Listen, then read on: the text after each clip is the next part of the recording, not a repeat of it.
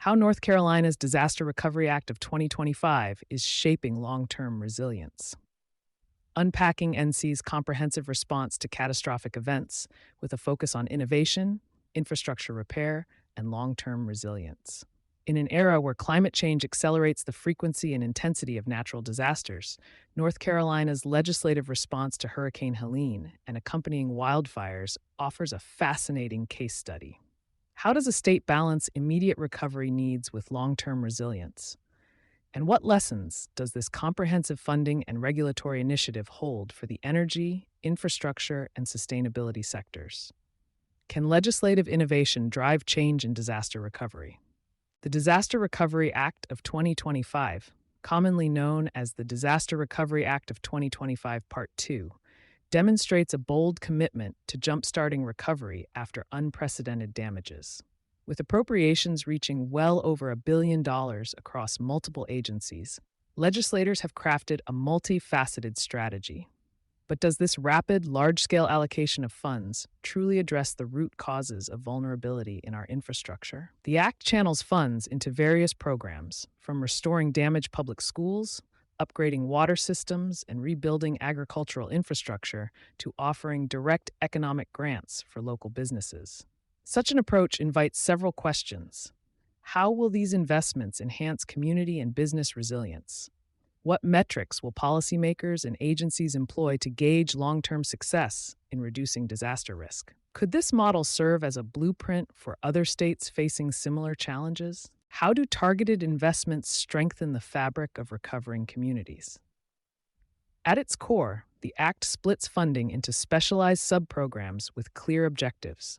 The Helene Business Recovery Grant Program, for example, offers targeted grants to businesses experiencing at least a $25,000 loss due to the disaster, while capping awards at $75,000. This direct infusion of capital is intended not only to recoup losses, but also to stabilize local economies.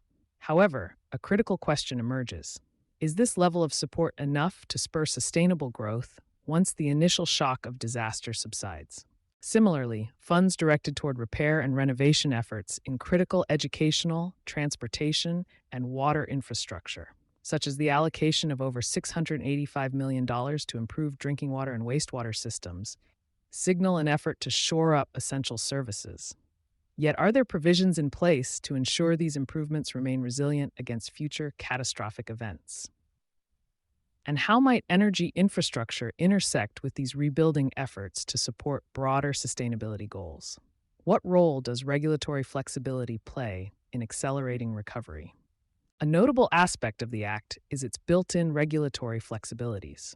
For instance, state agencies are allowed to utilize the United States Army Corps of Engineers for debris removal, with contingencies that permit the use of state or private contractors when delays arise. Moreover, provisions extend the terms on water infrastructure loans, ensuring that the funding mechanisms remain agile. These innovations pose intriguing questions. Can regulatory leniency during a crisis pave the way for more agile partnerships between public and private sectors? Might such flexibilities serve as early indicators of a more permanently adaptive regulatory framework in the face of climate change? The Act's approach suggests that by allowing for temporary deviations from standard procedures, crises become opportunities to reimagine how essential projects are funded, overseen, and implemented. For industries dependent on timely infrastructure upgrades, like energy and manufacturing, what lessons can be learned about mitigating operational risks during emergencies? Could technology be the key to coordinated recovery? The creation of a disaster recovery constituent portal, as mandated by the Act, is one of its more forward-thinking components. This centralized system is intended to amalgamate crisis information, streamline communication among state agencies, and provide a single point of reference for affected citizens. By consolidating updates, resources, and application processes for various recovery programs, the portal not only simplifies bureaucratic hurdles, but also encourages community engagement. One might ask, how will this initiative set benchmarks for digital transformation in disaster management? And can similar digital solutions be tailored for energy utilities and infrastructure networks to improve real-time responsiveness in future emergencies? Are there opportunities for broader collaboration? While the act is ambitious in scope, it clearly underscores the importance of collaboration. From requiring local governments to seek alternative funds to leveraging dividends from state owned railroad companies, every facet of the legislation emphasizes cross sector partnerships. This integrated model begs broader questions for industry stakeholders.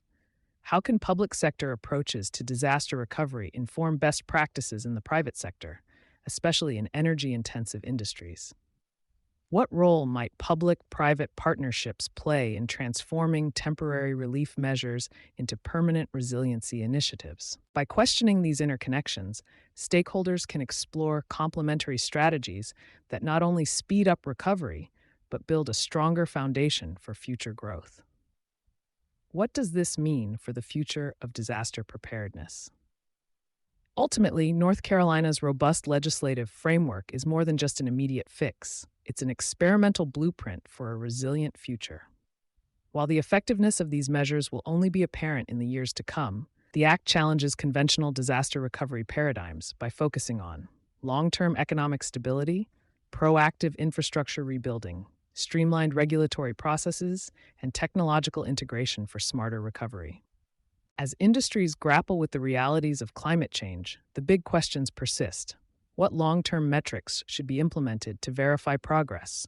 How can continuous feedback loops between recovery agencies and private stakeholders improve future responses? And importantly, how can this legislative experiment be scaled or adapted to meet similar challenges nationwide?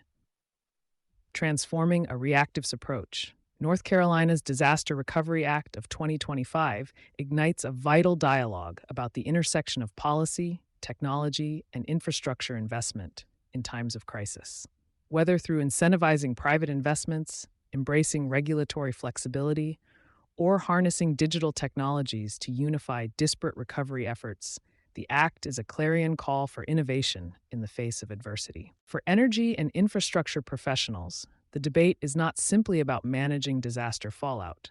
It's about transforming a reactive approach into one that is anticipatory, resilient, and deeply integrated with sustainable practices.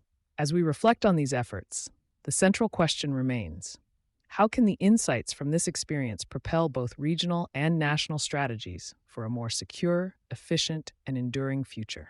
You've been listening to Sustainability Soundbites from E+E Leader. For more information on sponsorship opportunities, reach out to our team today.